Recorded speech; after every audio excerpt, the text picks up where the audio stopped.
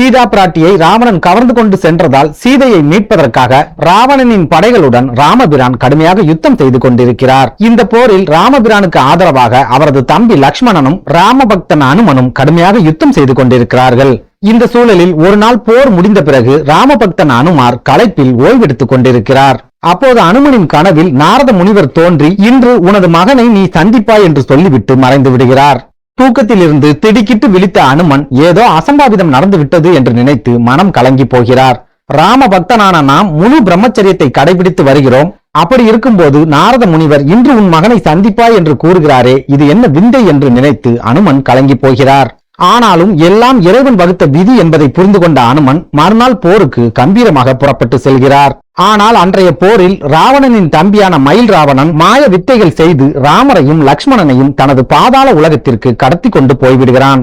யுத்த களத்தில் ராமரும் லக்ஷ்மணனும் இல்லாத நிலையில் வானர படைகள் மிகப்பெரிய அழிவை சந்தித்துக் கொண்டிருக்கிறார்கள். இதை பார்த்து கலங்கி போன அனுமன் ராமரையும் லக்ஷ்மணனையும் எனது உயிரை கொடுத்தாவது மீட்டு கொண்டு வருவேன் என்று சபதம் செய்துவிட்டு மயில் ராவணனின் பாதாள உலகத்திற்கு ராம லக்ஷ்மணனை தேடி அனுமன் செல்கிறார். ஆனால் அனுமன் பாதாள லோகத்திற்குள் நுழைவதற்கு முன்பாகவே ஒரு இளைஞன் அனுமனை தடுத்து நிறுத்தி, யாராக இருந்தாலும் என்னை வென்றால் மட்டுமே இந்த பாதாள உலகத்திற்குள் நுழைய முடியும் என்று சவால் விடுகிறான். இளைஞன் தானே, இவனை சுலபமாக வென்றுவிடலாம் என்று நினைத்த அனுமனும் அவனுடன் சண்டையிட ஆரம்பிக்கிறார். ஆனால் அனுமன் நினைத்தது போல் அந்த சண்டை அவ்வளவு சுலபமாக முடியவில்லை. இளைஞனாகவே இருந்தாலும் அவன் கொஞ்சம் கூட சோர்வடையாமல் அனுமனை எதிர்த்து தொடர்ச்சியாக சண்டை போட்டுக் கொண்டே இருக்கிறான். இதனால் அனுமனுக்கும் அந்த இளைஞனுக்குமான சண்டை முடிவே இல்லாமல் நீண்டு கொண்டே போகிறது. இளைஞனின் வீரத்தை பார்த்து மெய்சிலிர்த்து போன அனுமன் சற்று நேரம் போரை நிறுத்திவிட்டு, இவ்வளவு உறுதியோடு போராடுகிறாயே, யாரப்பா நீ என்று கேட்கிறார். அப்போது அந்த இளைஞன் சொன்ன பதில் அனுமனுக்கு மிகப்பெரிய அதிர்ச்சியை ஏற்படுத்துகிறது. அதாவது அந்த இளைஞன் அனுமனை பார்த்து, சர்வ வல்லமை மிக்க அனுமனுக்கும் சுவர்ச்சலா தேவிக்கும் பிறந்த மகன் நான், எனது பெயர் மகரத்வஜன் என்று கூறுகிறான். அந்த இளைஞன் சொன்னதை கேட்டு ஒரு நிமிடம் அதிர்ந்து போன அனுமன் அந்த இளைஞனை பார்த்து மிகுந்த கோபத்தோடு, நீ தந்தை என்று சொல்லும் அனுமன் நான் தான், பிரம்மச்சரியம் தவறாத எனக்கு நீ எப்படி மகனாவாய் என்று கேட்கிறார்.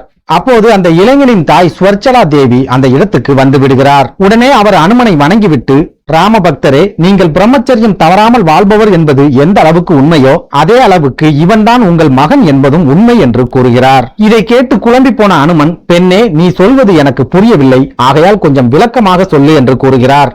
அப்போது சுவர்ச்சலா தேவி அனுமனை பார்த்து, பிரபு, நீங்கள் சீதா பிராட்டியை தேடி இலங்கைக்கு வரும்போது உங்கள் வாளில் தீ வைத்து விடுகிறார்கள். அந்த தீயால் நீங்கள் இலங்கை முழுவதையும் எரித்துவிட்டு பின்னர் தீயை அணைப்பதற்காக உங்கள் வாளை கடலில் நனைத்தீர்கள். அந்த சமயத்தில் உங்கள் உடலில் இருந்து ஒரு துளி வியர்வை கடலில் விழுந்தது. மீன் வடிவில் கடலில் நீந்தி கொண்டிருந்த நான் அந்த வியர்வையை விழுங்கினேன். அதன் விளைவாக எனது கருவில் உருவாகி பிறந்தவன் இவன்தான் நம் மகன் என்று கூறுகிறார். மேலும் மயில் ராவணன் தனது மாய சக்தியால் நமது மகன் மகரத்துவஜனை அடிமைப்படுத்தி வைத்திருக்கிறான் என்றும் அந்த அடிமைத்தனத்திலிருந்து நமது மகனை நீங்கள் தான் மீட்டு தர வேண்டும் என்று கூறி சுவர்ச்சலா தேவி அனுமனின் காலில் விழுந்து அழுகிறாள். சுவர்ச்சலா தேவி சொன்னதை கேட்டுக்கொண்டிருந்த அனுமனுக்கு கனவில் நாரதர் சொன்ன அந்த வார்த்தைகள் ஞாபகத்திற்கு வருகிறது. உடனே மயில் ராவணனின் மாய வலையில் சிக்கியிருக்கும் தனது மகனை மீட்ட அனுமன் அவனது துணையுடன் அரண்மனைக்குள் நுழைந்து மயில் ராவணனை கொன்று ராம லட்சுமணனை மீட்டு கொண்டு வந்து விடுகிறார்.